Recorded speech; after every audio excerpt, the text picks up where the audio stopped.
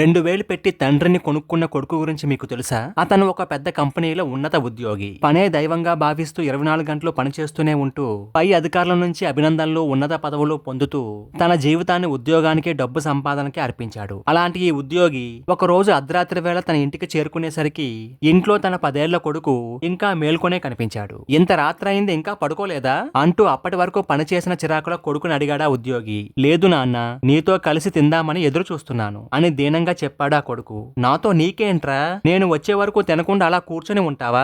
సమయానికి తిని చదువుకొని పడుకోక అంటూ విసుక్కుంటూ భోజనాల దగ్గర కూర్చున్నాడా తండ్రి. అప్పుడే ఆ కొడుకు తండ్రి దగ్గరకు వచ్చి, నాన్న నువ్వు రోజుకి ఎంత సంపాదిస్తావు అని అడిగాడు. ఆ మాట వినగానే తండ్రికి ఒక్కసారిగా కోపం వచ్చింది. నీకసలు బుద్ధుందా?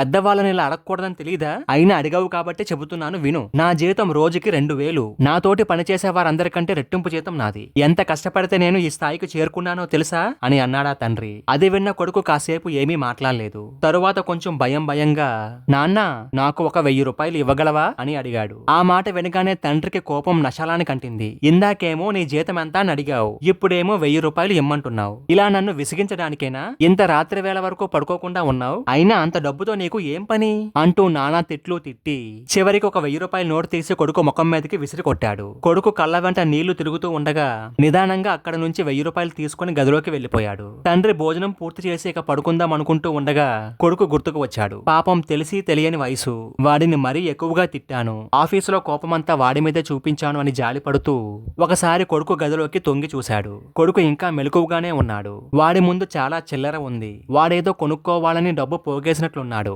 దానికి తక్కువ కావడంతో నన్ను అడిగాడు పాపం అని అనుకున్నాడు. వెంటనే కొడుకు భుజం మీద చెయ్యి వేసి, ఏం బాబు, ఏం కొనుక్కుందాం అనుకుంటున్నావు అని ప్రేమగా అడిగాడు. అప్పుడు ఆ కొడుకు, నాన్న వచ్చే సోమవారం నా పుట్టినరోజు, ఆ రోజు నువ్వు నాతో పాటు ఇంట్లోనే ఉంటావా అని అడిగాడు. అప్పుడు ఆ తండ్రి, అమ్మో సోమవారమా, ఇంకేమైనా ఉందా? ఆ రోజు సెలవు కుదరదు, మరీ అత్యవసరమైతే తప్ప నేను సెలవు పెట్టనని నీకు తెలుసు కదా అని ఆ తండ్రి చెప్పడంతో కొడుకు మరేం మాట్లాడకుండా తన చేతిలో ఉన్న చిల్లరంతా తండ్రి దగ్గరకు జరిపాడు. వాటి మీద ఇందాక తండ్రి ఇచ్చిన 1000 రూపాయలు కూడా పెట్టాడు. నాన్న నీకు రోజు జీతం 2000 అన్నావు కదా, ఇవిగో 2000, ఇవి తీసుకుని నాతో ఒక్కరోజు గడపవా ప్లీజ్? చాలా రోజుల నుంచి దాచిన డబ్బంతా కలిపి 1000 రూపాయలు అయింది. ఇందాక నువ్విచ్చిన 1000 రూపాయలు కలిపితే 2000 అవుతుంది. ఇవి తీసుకుని నా పుట్టినరోజు నాడు నాతో గడపవా ప్లీజ్ నాన్న అంటూ ఏడవడం మొదలుపెట్టాడు. తండ్రికి ఏం మాట్లాడాలో అర్థం కాలేదు. తను స్థాయిలోనూ డబ్బులోనూ ఎదుగుతున్నానని సంబరపడ్డాడే కాని ఆ ఎదిగే క్రమంలో ఏ లోతుల్లోకి జారిపోతున్నాడో ఎన్నాళ్ళు గ్రహించలేకపోయాడు. ఎదుగుదల అందరికీ అవసరమే, కానీ దానికోసం దేన్ని ఎంతవరకు వదులుకోవాలన్నదే ప్రశ్న. మరి మీరేమంటారు? అవునంటారా కాదంటారా?